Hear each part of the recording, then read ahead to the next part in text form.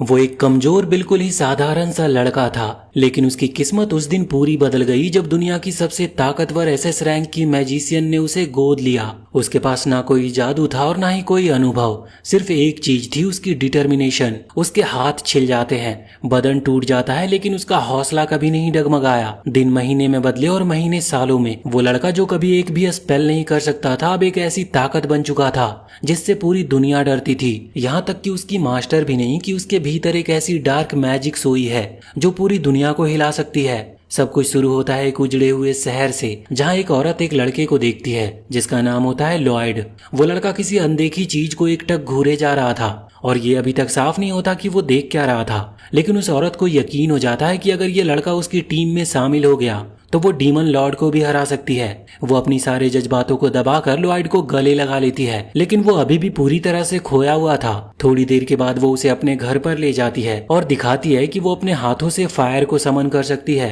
Lloyd पहली बार कोई जादू अपनी आंखों से देख रहा था। उसे सब कुछ बिल्कुल अनरियल लग रहा था, लेकिन औरत उसे साफ कहती है कि जो मैंने किया ना वही तुम्हें करना है, वरना तुम्हें डिनर नहीं मिलेगा। लॉयड को कोई इंस्ट्रक्शन नहीं मिलता, ना कोई गाइड, लेकिन फिर भी वो दिन भर कोशिश करता है और शाम तक एक छोटी सी फायर बॉल बना लेता है। औरत उससे थोड़ा इम्प्रेस होती है, पर उसकी एक्सपेक्टेशंस कहीं ऊपर थी। वो लिटरली लॉयड से जलते हुए कहती है कि तुम्हें अभी बहुत कुछ सीखना है। अगले दिन वो उसे सिखाती है कि जमीन को खास तरीके से मारकर पानी को समन कैसे किया जाता है। लॉयड पहले ही कोशिश में कुछ पानी तो निकाल लेता है, लेकिन सिर्फ मिट्टी गीली कर पाता है। औरत फिर भी खुश नहीं होती और उसे सजा देते हुए पानी में भिगो देती है। इसके बाद वो उसे विंड मैजिक सिखाती है और धीरे धीरे लॉयड की ट्रेनिंग और भी कठिन होती जाती है। कुछ ही महीनों में लॉयड आइस मैजिक में माहिर हो चुका था, इतना कि वो अपनी मास्टर की हूबहू आइस स्टैचू बना लेता है। उसे लगता है कि उसने आखिरकार अपनी मास्टर को इम्प्रेस कर दिया, लेकिन मास्टर अब भी संतुष्ट नहीं होती। वो उसे स्टैचू को एनिमेट कर देती है और लॉयड को पकड़ने का आदेश देती है। फिर उसका साइज बढ़ा देती है और एक झटके में उसे तोड़ भी देती है, ये दिखाने के लिए कि उनके बीच कितना बड़ा फर्क है। लॉयड ये सब देखकर और भी ज्यादा मोटिवेटेड हो गया था। एक रात मास्टर कुछ ज्यादा ही अल्कोहल पी लेती है और बीमार पड़ जाती है। लॉयड बिना घबराए उसे हीलिंग मैजिक से ठीक कर देता है, जो देखकर ये मास्टर भी चौंक जाती है। वो उसे गले लगा लेती है, लेकिन तुरंत फिर से उसे और भी कठिन मैजिक सीखने को भेज देती है। कई महीनों की ट्रेनिंग के बाद मास्टर एक दिन एक रहस्यमयी ग्रीमोरे पढ़ रही होती है और चिंतित दिख रही थी। तभी लॉयड आता और किताब उसके हाथ से गिर जाती है। जैसे ही वो उसे छूता है कुछ ट्रिगर हो जाता है और वो वहीं पर बेहोश हो गया था। मास्टर समझ जाती है कि लॉयड में चोजन वन बनने की पोटेंशियल है। शायद वो खुद भी एक चोजन वन नहीं रही, लेकिन ये बात साफ नहीं है और वो नहीं चाहती कि लॉयड उसकी तरह ओवर कॉन्फिडेंट बने। इसीलिए लॉयड जब सो रहा होता है तो वो उसके माथे पर एक किस करके उस पर एक स्पेल डाल देती है, जो शायद उसकी पावर को लिमिट करने के लिए था। अगली सुबह वो लॉयड को व्हाइट मेज के बारे में बताती है, जो हीलिंग और सपोर्टिव मैजिक के लिए जाने जाते हैं। लॉयड को एक टास्क दिया जाता है, एक एप्पल ट्री को ग्रो करके उसमें फल लगाना। लॉयड उसे बड़ा कर देता है, लेकिन मास्टर पूरा पेड़ सेबों से भर देती है, लेकिन मास्टर फिर भी उससे इम्प्रेस नहीं होती। रात को लॉयड एंशिएंट मैजिक के बारे में पूछता है, एक ऐसी खोई हुई ताकत जिसे सदियों पहले एक्सटिंक्ट मान लिया गया था, लेकिन मास्टर उसे मना कर देती है कि ऐसी बेकार चीजों में दिमाग वो ना लगाए। अब वो उसे और भी कॉम्प्लेक्स मैजिक सिखाती है, जैसे स्पेस मैजिक, जिसमें आइटम को समन या वैनिश किया जा सकता है। जब मास्टर को लगता है कि लॉयड अब अगली लेवल की परीक्षा के लिए तैयार है, तो वो उसकी आंखों पर ब्लाइंड फोल्ड बांध देती है और एक खतरनाक जंगल में छोड़ देती है, और वो भी बस एक छोटा सा किचन नाइफ देकर। वहाँ भयानक मॉन्स्टर्स होते हैं और वो कहती है कि एक हफ्ते में जिंदा वापस लौटना, और लाइट की स्पीड से वहाँ से गायब हो जाती है। लॉयड डर के मारे कांपने लगा था। तभी एक बड़ा वुल्फ मॉन्स्टर उसके पीछे पड़ जाता है। किसी तरह पेड़ पर चढ़कर वो अपने आप को बचाता है और अपनी स्पेस डिटेक्शन स्किल से मास्टर के घर की लोकेशन को ट्रैक करता है। रात को वो वाइल्ड फ्रूट को हीलिंग मैजिक से कुक करता और एक केव में छुप जाता है। वहीं वो एक मैजिक सर्कल पर काम करता है, जिससे उसकी फिजिकल स्ट्रेंथ बढ़ जाए। वो अपनी स्पेल्स को क्रिएटिवली मॉडिफाई करता है ताकि एक्टिवेट होते ही उसकी स्पीड और ताकत दोनों बढ़ जाए। अगले दिन वो गलती से क्वीन स्पाइडर के नेस्ट में घुस जाता है और जैसे ही वो जाइंट मकड़ी उसके ऊपर हमला करती है, लॉयड अपने स्पेल को एक्टिवेट करके अपनी स्पीड को 10 गुना बढ़ा लेता है और एक ही दौड़ में मास्टर के घर तक पहुंच जाता है। लेकिन इसकी वजह से वो पूरा एग्जॉस्ट हो जाता है और वहीं दरवाजे पर बेहोश होकर गिर पड़ता है। मास्टर उसे दरवाजे पर देखकर मुस्कुराते हुए कहती है कि वेलकम होम। समय बीतता है और अब लॉयड पहले से लंबा हो चुका है। उसे घर में ज्यादा फ्रीडम मिलती है। एक दिन स्टडी रूम साफ करते हुए उसे एक किताब मिलती है जिसमें सिटीज के बारे में लिखा होता है। उसे दिलचस्पी होती है क्योंकि उसने कभी भी कोई सिटी नहीं देखी थी।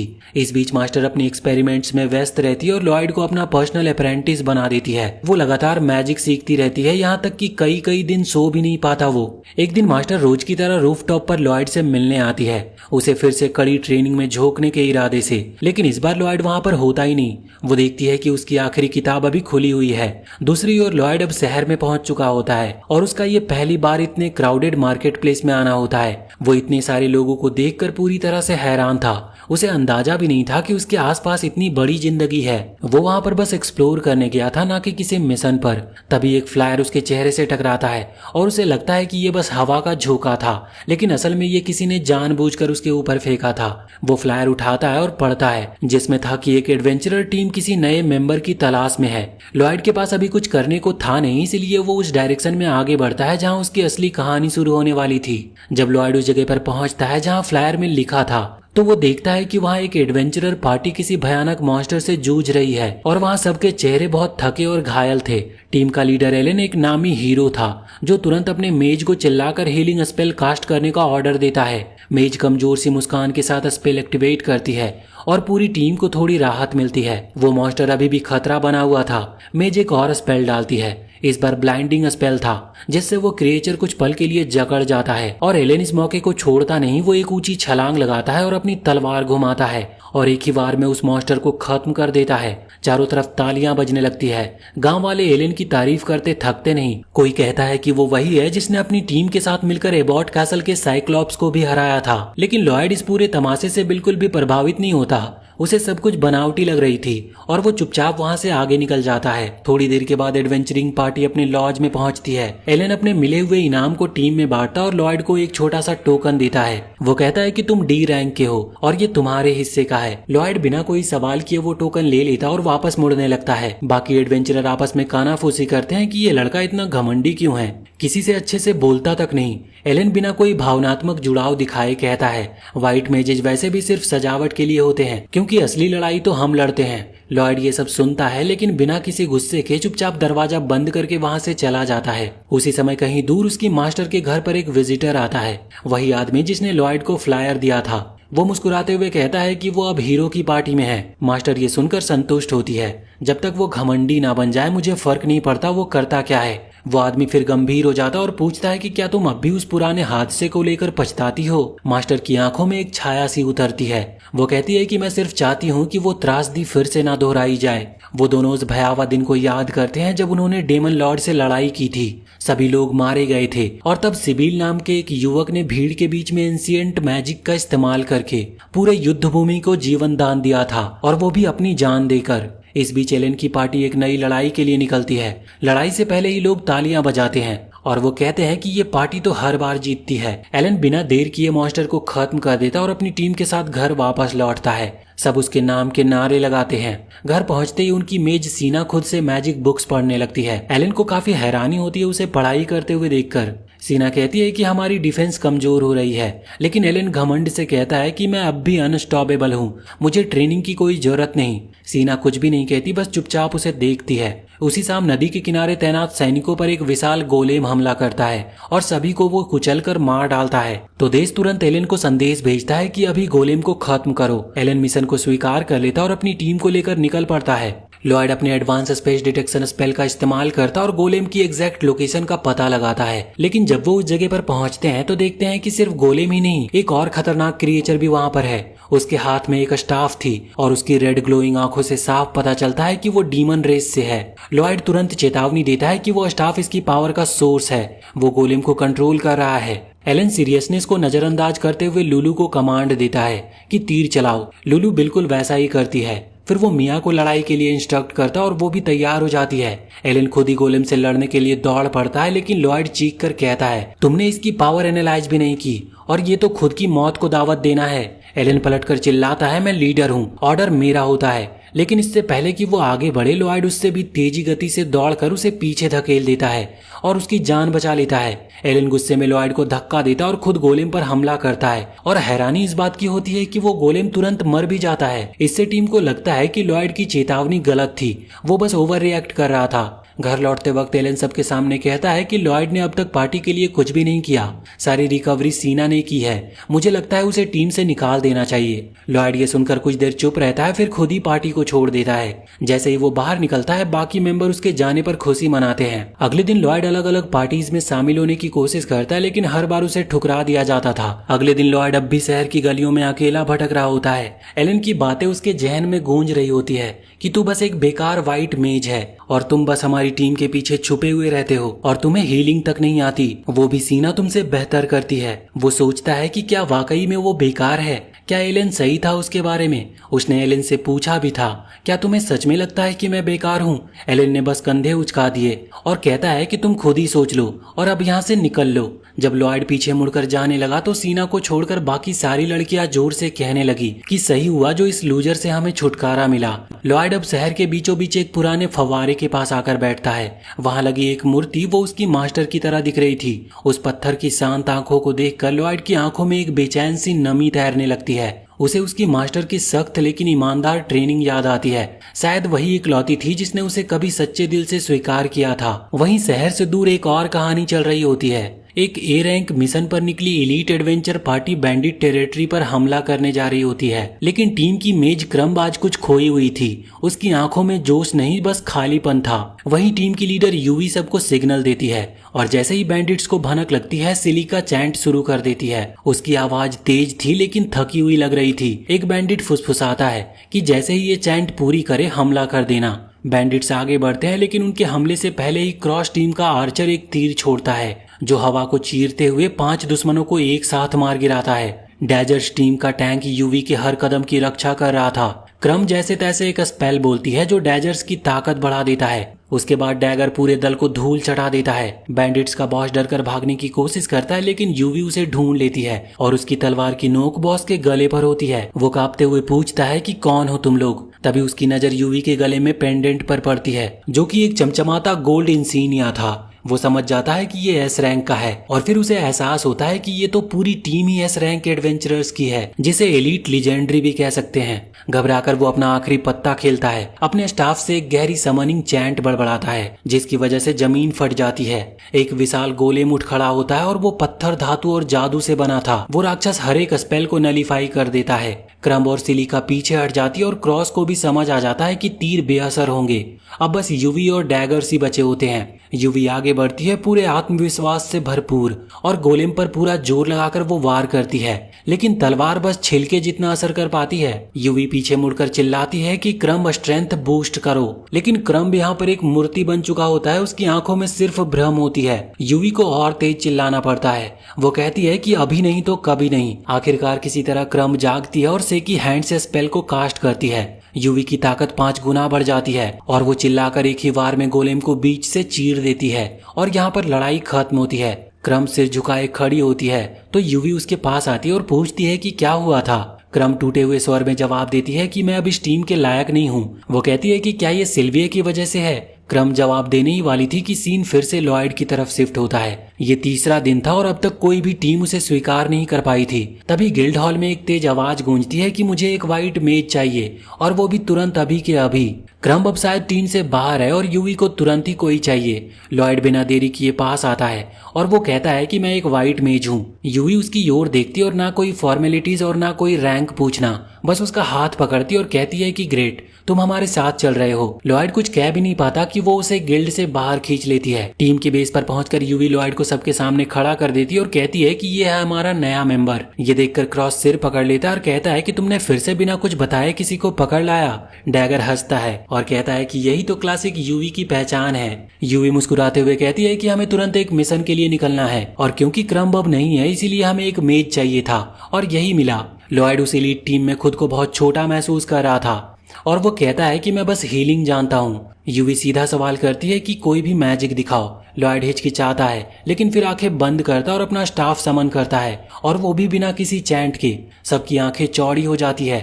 इसके बाद लॉयड अपनी हथेली हवा में उठाता है और बिना किसी स्पेल के पूरी टीम की फिजिकल स्ट्रेंथ को इनहेंस कर देता है। पहले तो किसी को कुछ महसूस नहीं होता। यूवी एक पेड़ की ओर जाती है और हल्का सा वार करती है और वो पूरा पेड़ 2 हिस्सों में गिर जाता है। लॉयड धीरे से कहता है कि मैंने 5 लेयर्स डाली है, क्योंकि अगर सिर्फ एक स्पेल लगाता तो कमजोर होता। क्रॉस धीमे से कहता है कि क्रम तो इसके आसपास भी नहीं थी। लॉयड यहाँ पर फिर भी खुद को ही दोष दे रहा था और शायद मैं अब भी मीडियोकर ही हूँ। वो समझ नहीं पा रहा था कि उसकी असली ताकत क्या है, क्योंकि इतनी बार अपमानित होने के बाद वो खुद को बहुत छोटा समझने लगा था और लॉयड की सेल्फ एस्टीम बिल्कुल जमीन पर पड़ी थी इस वक्त। लॉयड सोचता है कि उसने उन्हें इम्प्रेस नहीं किया और कहता है कि वो उनकी टीम के लिए एक बेकार एडिशन नहीं बनना चाहता, इसीलिए वो वहां से चला जाता है। शुरू में सब इतने ज्यादा स्टंड होते हैं कि कुछ बोल ही नहीं पाते। यूवी जल्दी खुद को संभालती है और जितना जोर से चिल्ला सकती है उतनी जोर से चिल्लाती है कि वापस आ जाओ। लॉयड रुककर कम से कम ये जानने के लिए वापस आता है कि वो कहना क्या चाहते हैं। वो उन्हें बताता है कि वो कहाँ से आया है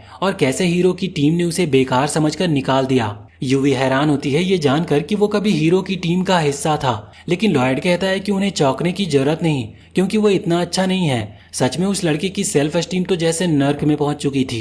वो उन्हें सलाह देता है कि वो अपनी पुरानी व्हाइट मेज को वापस ले आएं, क्योंकि वही उनके लिए बेहतर रहेगा। वो उसे क्रम के बारे में बताते हैं। वो बहुत अच्छी थी और उनकी टीम में थी, लेकिन उसकी एक बहन है सिल्विए, जो कि बीमार है। पहले क्रम एडवेंचरर का काम करती थी और साथ ही अपनी बहन की देखभाल भी करती थी, लेकिन हाल ही में वो और भी ज्यादा थकने लगी है और इसका असर उसके काम पर भी दिखने लगा था। अपनी आखिरी लड़ाई में वो इतनी ज्यादा डिस्ट्रैक्टेड थी कि पूरी टीम को खतरे में डाल दिया था। हालांकि टीम के सभी लोग चाहते थे कि वो टीम में बनी रहे, लेकिन क्रम खुद उनकी चिंता में इतना घुल गई कि उसने रिजाइन करने का फैसला कर लिया। आमतौर पर वो लोग व्हाइट मेज के बिना भी सरवाइव कर सकते थे, लेकिन जब उन्हें ए रैंक क्वेस्ट लेनी होती है तब उनके लिए व्हाइट मेज जरूरी हो जाता है, वरना वो जिंदा नहीं बच सकते।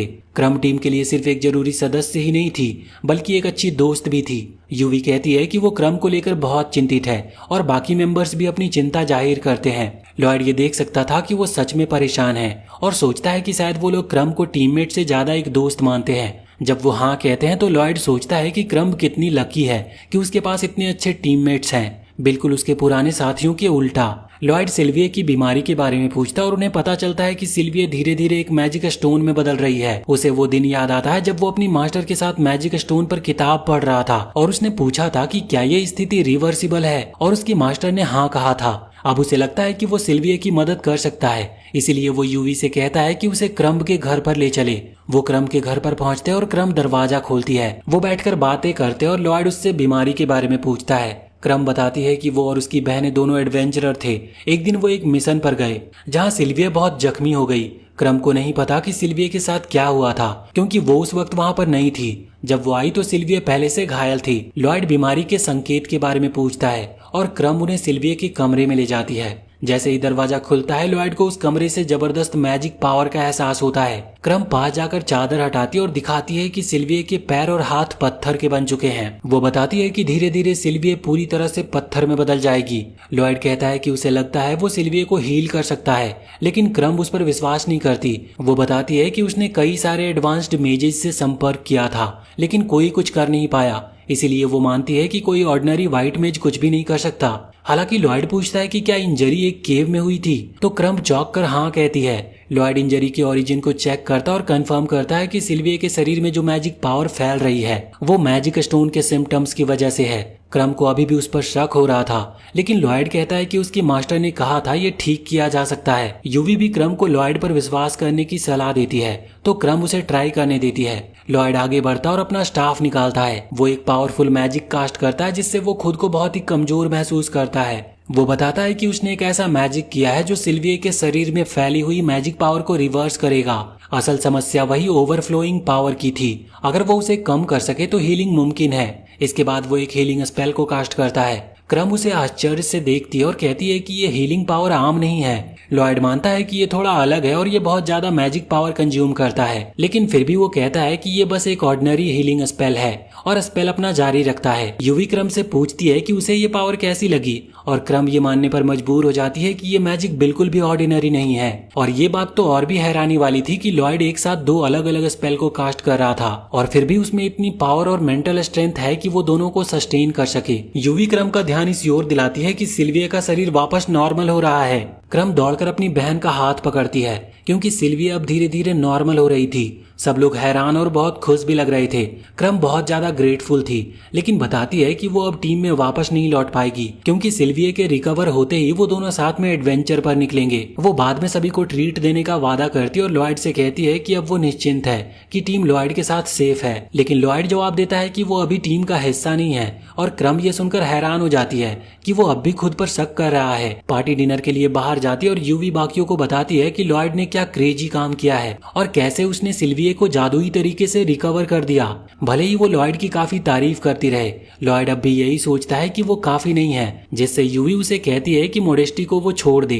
वो कहती है कि लॉयड ने बहुत अच्छा काम किया है, लेकिन लॉयड अब भी मानता है कि ये कोई बड़ी बात नहीं थी। वो टीम से माफी मांगता है कि क्रम को वापस नहीं ला सका, लेकिन ये फिलहाल उनकी चिंता नहीं थी। वो पहले सेलिब्रेशन करना चाहते थे, उसके बाद आगे की सोचेंगे। वो सभी अपने फ्यूचर प्लान्स के बारे में बात कर रहे थे और लॉयड सोचता है कि हीरो की टीम ने उसके साथ कैसे फील कराया था और अब उसे कैसा महसूस हो रहा है। वो उनसे पूछता है कि क्या वो उनकी टीम में शामिल हो सकता है। सभी लोग ये सुनकर हैरान होते हैं क्योंकि पहले उसने मना कर दिया था। वो बताते हैं कि वो सभी भी उसके साथ काम करना चाहते हैं और लॉयड अब ऑफिशियल रूप से उस टीम का हिस्सा बन चुका था। और आगे कहानी में क्या होगा ये हम अगले पार्ट में देखेंगे। तो वीडियो अगर पसंद आई हो तो चैनल को सब्सक्राइब करके बेल आइकन जरूर दबा लें और कमेंट सेक्शन में हमें बताएं कि आगे हमें ये कहानी लानी चाहिए या नहीं।